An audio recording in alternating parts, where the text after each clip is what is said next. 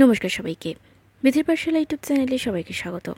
আজকে নিবেদন ষষ্ঠীপদ চট্টোপাধ্যায়ের একটি ভৌতিক গল্প, ব্রহ্মডাঙ্গার মাঠ।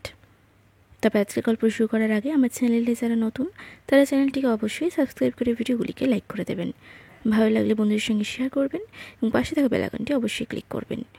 শুরু করছি আজকের নিবেদন।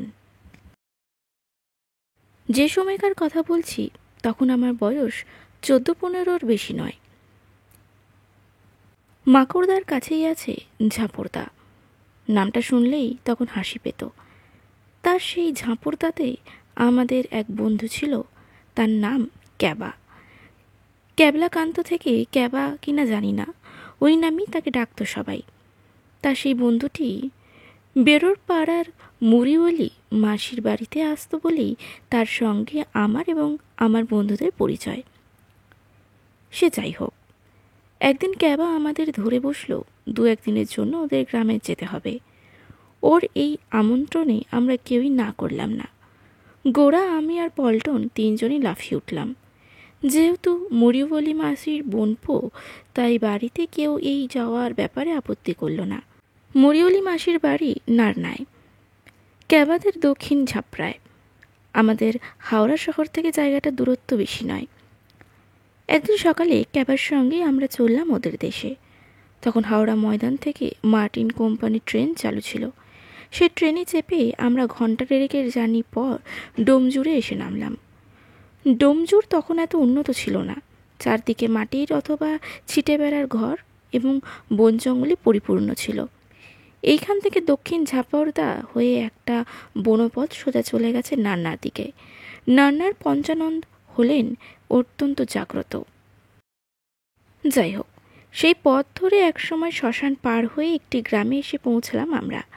সেইখানে অনেক সুপ্রাচীন বট এবং অসত্যের সমারোহ দেখে ভয় পেয়ে গেলাম। তারই মাঝে বহুদিনের পুরনো একটা ভগ্ন দশাগ্রস্ত বাড়িতে এতে ঢুকলাম আমরা। ক্যাবা বলল, এই আমাদের বাড়ি। বাড়ির চেহারা দেখে বুক শুকিয়ে গেল। এ তো ভূতের বাড়ি, এই বাড়িতে কোনো মানুষ বাস করে? বাড়ির ইঁটগুলো সব নোনা লেগে ঝরে পড়েছে। কোথাও জোরে একটু শব্দ হলেও বোধহয় ভেঙে পড়বে বাড়িটা। এই বাড়ির দোতলার একটা ঘরে আমাদের থাকার ব্যবস্থা হলো। সব দেখে শুনে গোরা বলল, খুব জোর এক রাত, আর বেশি নয়। কাল সকাল হলেই পালাবো আমি। পল্টন বলল, এই নির্ঘাত ভুতুরে বাড়ি, আজ রাত্রে ভূত এসে যদি আমাদের গলা টিপে না মারে তো আমি কি বলছি। আমি বললাম, তার চেয়েও বেশি ভয় হচ্ছে আমার সাপ অথবা বিছের। যে ঘরে আমাদের থাকার ব্যবস্থা হয়েছিল সেই ঘরে সাবেককালে একটা পুরনো পালিশ ওটা ভাঙা খাট ছিল। তাতে ছিল দুর্গন্ধযুক্ত তেলচিটে বালিশ আর চটের উপর ছেঁড়া কাঁথা। সেই কাঁথা বিছানো গদি। এই বিছানায় শুতে হবে ভেবেও গা যেন গুলিয়ে উঠল।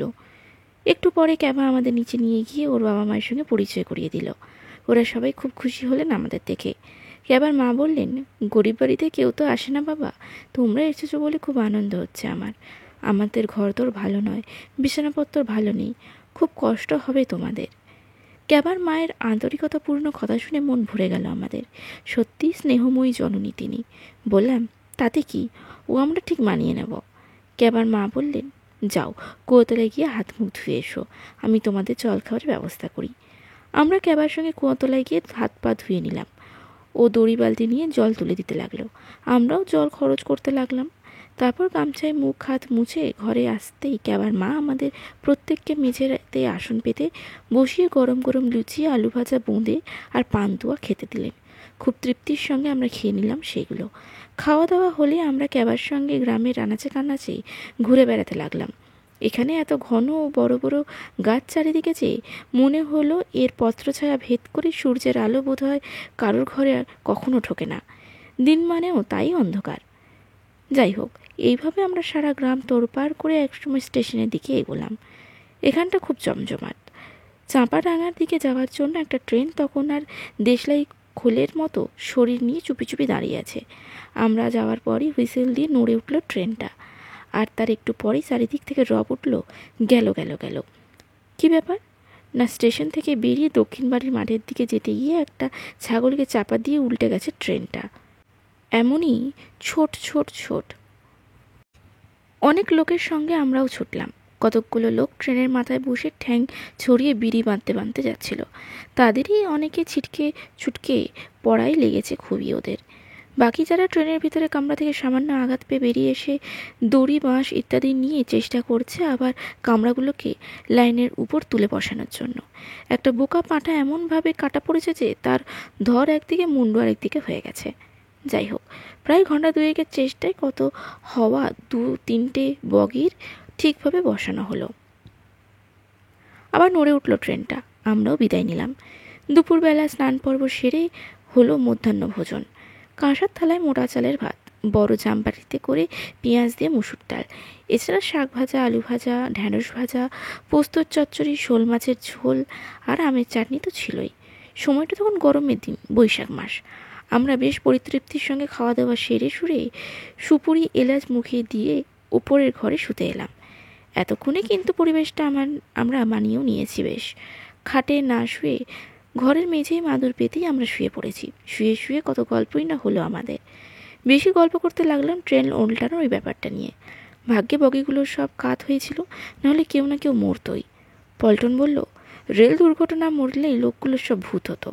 গোরা বলল, তা কেন হবে, ওরা তো স্কন্ধ কাটা। আমি বললাম, বাবারে, স্কন্ধ কাটা বুঝি ভূত নয়? ক্যাবা বলল, যতক্ষণ না কেউ নিজে থেকে রেল লাইনে মাথা দিয়ে গলা না দিয়ে কাটাবে ততক্ষণ সে স্কন্ধ কাটা হবে না। তবে অপঘাতে মরলে অন্য ভূত সে হবেই। আমাদের যখন এইরকম সব আলোচনা হচ্ছে তখন হঠাৎই নাদা পেটা কদ্দম ছাটা একটা ছেলে এসে ক্যাবাকে ডেকে নিয়ে গিয়ে চুপি চুপি ফিসি ফিসি করে কী সব বলতে লাগলো। শুনেই তো লাফিয়ে উঠল ক্যাবা। বলল, দারুণ হবে রে, কোথায় করবি? ব্রহ্মডাঙ্গার মাঠে। তবে আর দেরি কেন, জোগাড়যন্ত্র সব কর। ছেলেটা চলে যেতেই ক্যাবা এসে বললে, আজ রাত্রে একটা জোর পিকনিক হবে আমাদের, খালের ধারে ব্রহ্মডাঙ্গার মাঠে, তোরা থাকবি। পল্টন বলল, বলিস কি রে, তা মেনুটা কি শুনি? গরম ভাত, পাঁঠার মাংস আর আমের চাটনি। গোরা বলল, চাঁদা কত করে? পাঁঠার তো অনেক দাম। ক্যাবা বলল, তেল নুনটা ঘর থেকেই জোগাড় হয়ে যাবে, চালেরও অভাব হবে না। আমও গাছে আছে, 2-4টে পেরে নিলেই হবে। কিনতে হবে শুধু চিনিটা।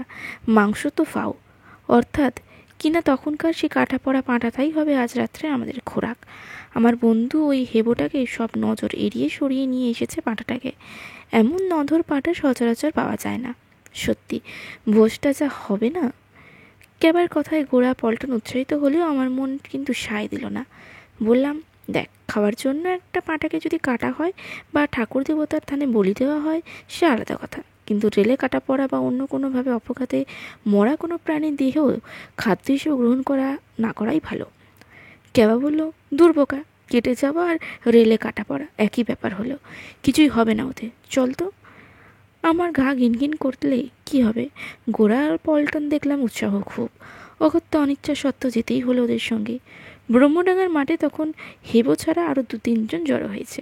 সবাই মিলে একটা গাছের ডালে পাঁঠাকে ঝুলিয়ে তার ছাল চামড়া ছাড়াতে গেছে। এই করতে করতেই বেলা কাবার। সন্ধ্যাবেলা মাঠে গর্ত করে সেই গর্তের মুখে ইঁট বসিয়ে উনুন তৈরি করা হলো। তারপর শুকনো গাছপালা জোগাড় করে সেই জাল দিয়ে শুরু হলো রান্নাবান্না। দেখতে দেখতে আমরা প্রায় 10-12 জন হয়ে গেলাম। আমের চাটনি ভাত আগেই তৈরি হয়েছিল। গরমাগরম মাংস রান্না হলে শুরু হবে খাওয়া দাওয়া। কুমোরদের বাড়ি থেকে কিছু মাটির গেলাস চেয়ে আনা হয়েছিল। 1 বালতি করে নিয়ে আসা হয়েছিল 1 বালতি জল। ক্যাবা একটা কলা গাছ থেকে কতগুলো পাতা কেটে এনেছিল। সবই ঠিক ছিল, কিন্তু সব কিছু ওলটপালট হয়ে গেল খেতে বসার সময়। গরম মাংসের হাঁড়ি উনুন থেকে যেই না নামানো অমনি শুনতে পেলাম ব্যাঁ ব্যাঁ। চমকে উঠলাম সবাই। এত রাত্রে ব্রহ্মডাঙ্গার মাঠে কাদের ছাগল ডাকে? যেমন তেমন ডাক নয়, অন্তিমের ডাক। বলির আগে পাঁঠারা যেভাবে ডাকে ঠিক সেই রকম। আর তারপরই মনে হলো মাঠময় কি যেন ছুটে বেড়াচ্ছে। একটু পরেই হঠাৎ একটা ঢিপ করে শব্দ, যেন ভারী কিছু লাফিয়ে পড়ল গাছের ডাল থেকে। আমাদের সঙ্গে 2-1টা হ্যারিকেন ছিল, সে দুটোও নিভে গেল তপতপিয়ে। আর সেই অন্ধকারে আমরা দেখতে পেলাম কিংবুত কিমাকার একটা মূর্তি লোলুপ দৃষ্টিতে তাকিয়ে আছে রান্না হওয়া সেই মাংসের হাঁড়িটার দিকে। আমরা তখন আর আমাদের মধ্যে নেই। বাপরে মারে করে যেদিকে পারলাম পালালাম। ক্যাবা, আমি, গোরা আর পল্টন একদিকে ছুটে ওদের বাড়ি। ক্যাবার মা তো সব শুনে খুব বকলেন ক্যাবাকে। বললেন, বলিহারি তোরই রুচি, অপঘাতে মরা কোনো প্রাণীদের মাংস কেউ খায়? তার উপর ভয় সন্ধ্যাবেলা।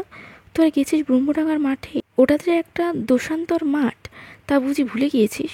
আমরা সবাই মাথা হেঁট করে বকুনি হজম করলাম। যাই হোক, সে রাত্রে মাংস ভাতের বদলে শুধু দুধ ভাত খেয়েই শুতে গেলাম আমরা। পরের দিন সকাল হতেই আমার বাড়ি থেকে রওনা হলাম। অনেক পরে ক্যাবার মুখে শুনেছি একটা মুন্ডহীন ছাগলকে প্রতিদিনই প্রায় সন্ধ্যার পর রেল লাইনের ধারে অথবা ব্রহ্মডাঙ্গার আশেপাশে তার ছায়া শরীর নিয়ে ঘুরে বেড়াতে দেখা যায়। সে কারোর ক্ষতি করে না, ভয় দেখায় না, ডাকেও না, শুধু দেখা দেয় আর মিলিয়ে যায়। তবে আমরা কিন্তু আর কখনো ওমুখো যাইনি। আজকের গল্পটি কেমন লাগলো কমেন্টে অবশ্যই জানাবেন। ভালো লাগলে লাইক করবেন, বন্ধুদের সঙ্গে শেয়ার করবেন এবং পাশে থাকা বেল আইকনটি অবশ্যই ক্লিক করবেন। নমস্কার।